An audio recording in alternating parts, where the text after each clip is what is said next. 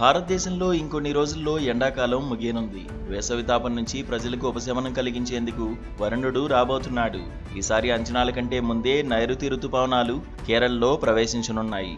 చాలా ఏళ్ల తర్వాత జూన్ కంటే ముందుగానే వర్షాకాలం రాబోతున్నట్లు భారత వాతావరణ శాఖ శనివారం ప్రకటించింది. మే 27 నుంచి రుతుపవనాలు కేరళ తీరాన్ని తాకి వర్షాలు మొదలు కాబోతున్నట్లు వెల్లడించింది. సాధారణంగా జూన్ నెల ప్రారంభమయ్యాకే వర్షాకాలం వస్తుంది. ఈ సంవత్సరం అందుకు భిన్నంగా కొన్ని రోజుల ముందే రాబోతోంది.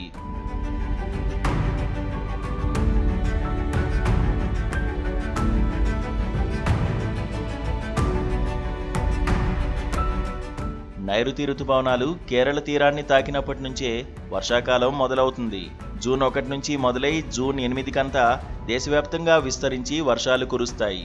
ఇక గతంతో పోలిస్తే 2025లో భారీ వర్షాలు పడతాయని, ఎల్నినో పరిస్థితులు ఉండబోవని ఐఎండీ పేర్కొంది. జూన్ నుంచి సెప్టెంబర్ మధ్య సాధారణానికి మించి వర్షాలు పడే ఛాన్స్ ఉన్నట్లు స్పష్టం చేసింది. సాధారణంగా జూన్ 1 నాటికి రుతుపవనాలు కేరళలోకి ప్రవేశించడం ద్వారా దేశమంతటా వర్షాలు మొదలవుతాయి.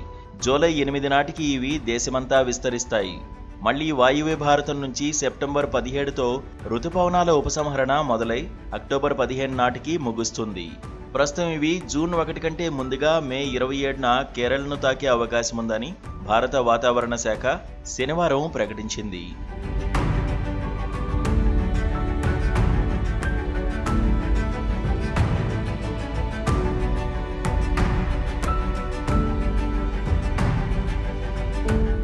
గతేడాది మే 30న రాగా 2023 జూన్ 8న, 2022 మే 29న దేశంలోకి ప్రవేశించాయి. ఈ సీజన్లో సాధారణం కంటే ఎక్కువ వర్షపాతం నమోదయ్యే అవకాశం ఉందని వాతావరణ శాఖ తెలిపింది.